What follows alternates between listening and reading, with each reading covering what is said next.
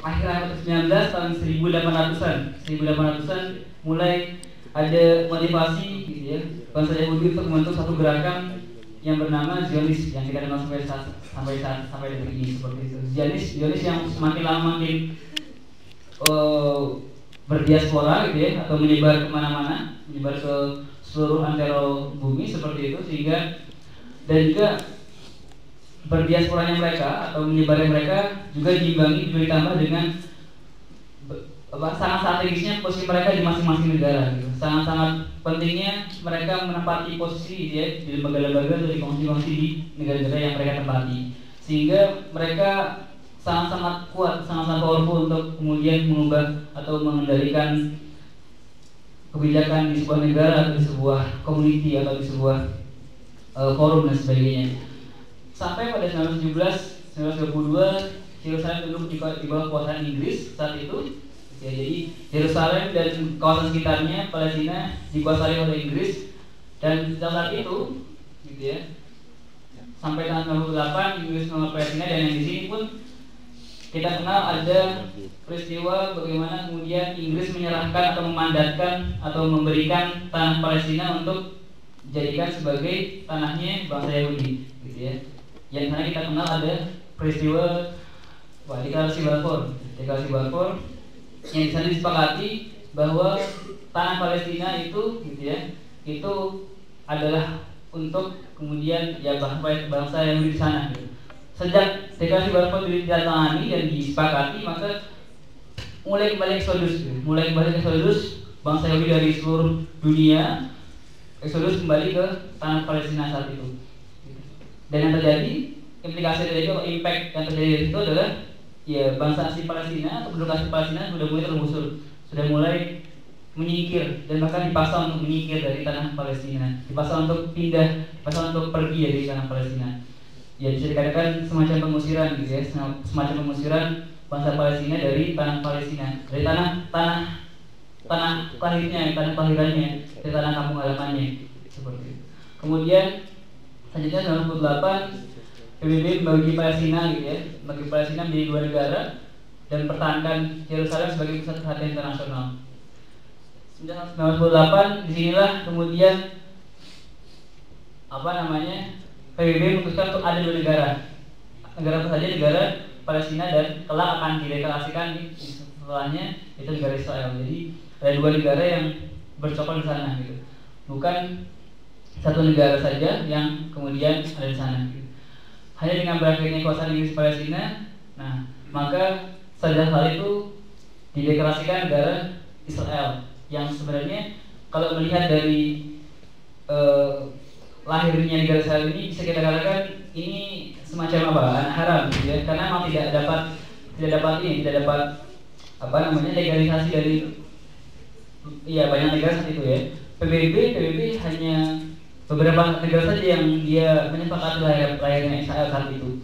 Dan tentu didukung oleh lobby-lobby Zionis, gitu ya, lobby-lobby Amerika di balik deklarasi dari negara Israel tersebut seperti itu.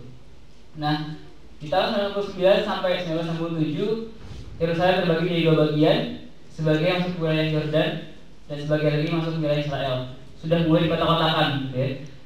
Ketika sudah ada negara Israel, wilayah tanah-tanah Palestina yang sesungguhnya itu adalah milik bangsa Palestina itu dikotak-kotakan, dipecah-pecah, hingga pada akhirnya yang sampai sekarang kita tahu bangsa Palestina hanya berhak untuk menempati dua wilayah. Yang pertama adalah Gaza Strip ya, atau jalur Gaza, yang lagi adalah West Bank ya, atau tepi barat. Hanya dua saja. Itu pun tepi barat lama-kelamaan makin dicaplok, lama-kelamaan makin dianeksasi, lama-kelamaan makin dihabisi daerahnya. Untuk apa? Untuk mendirikan pemukiman Yahudi di sana. Kita bisa melihat, kita bisa merasakan bagaimana penderitaan yang mereka rasakan gitu ya. Sudah dikasih tanah sedikit, tapi diambil pula gitu ya. Tapi dicaplok pula, tapi direbut pula seperti itu. Nah, kemudian 1997, nah sini yang agak menjadikan juga bagi umat Islam ya, pendeklarasian Yerusalem sebagai ibu kota Israel dengan cara ilegal atau dengan cara yang tidak sesuai gitu ya, dengan cara sepihak gitu. Jadi tidak ada keputusan dari negara Islam saat itu, sehingga ya sudah gitu, pendeklarasian hanya sepihak saja. dilakukan oleh Israel saat itu. 1967 sampai 1961, jadi Yerusalem sebagai ibu kota Israel terjadi pada masa-masa proyeksi perampasan kawasan Palestina yang disertai dengan melakukan peralihan kawasan penduduk. Nah, kemudian di tahun 1980, gitu ya, pemerintah Yahudi secara resmi mendeklarasikan bahwa Yerusalem adalah ibu kota negara kesatuan Israel yang berpijak pada undang-undang Yerusalem, seperti itu. Nah, sesungguhnya ini pun juga tidak berdasarkan atas kesepakatan antara Israel dengan negara Islam saat itu, gitu ya.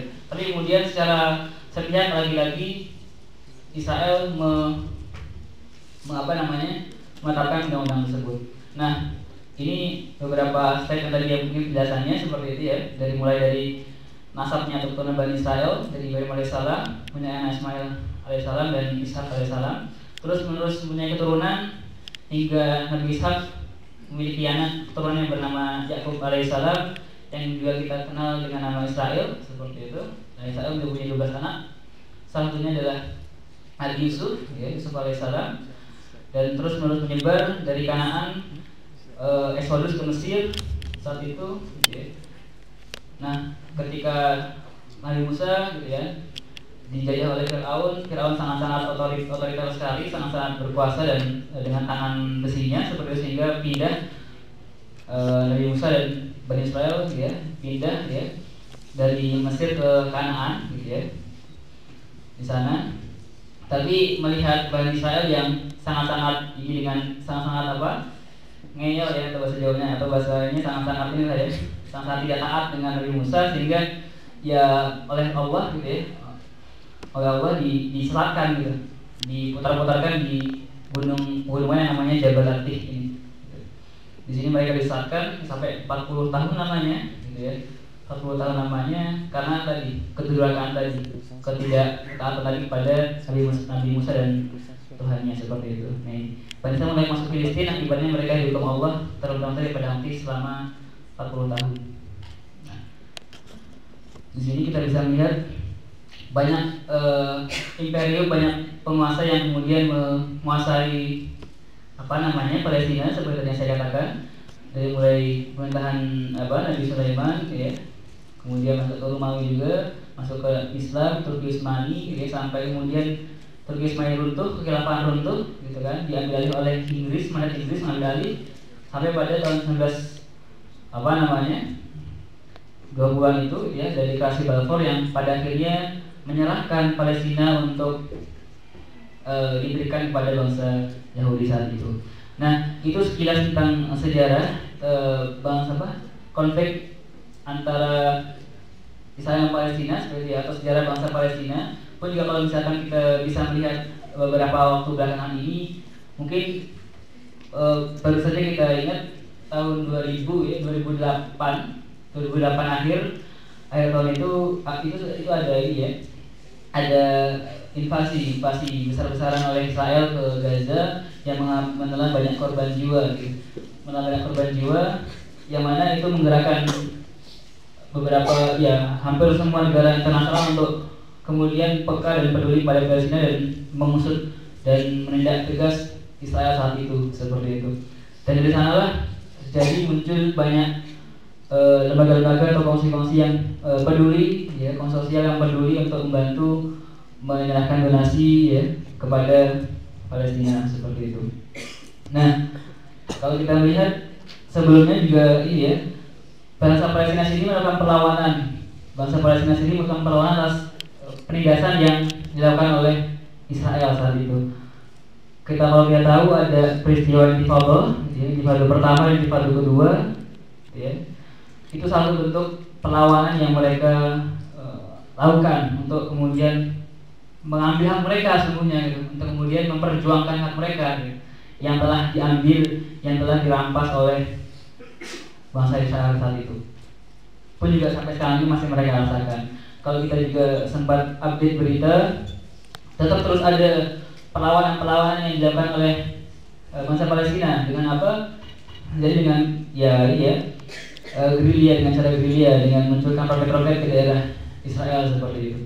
Nah, itu tentang sejarah. Nah, sekarang kita akan coba masuk ke dalam beberapa atau hal-hal yang hal apa saja yang dilakukan oleh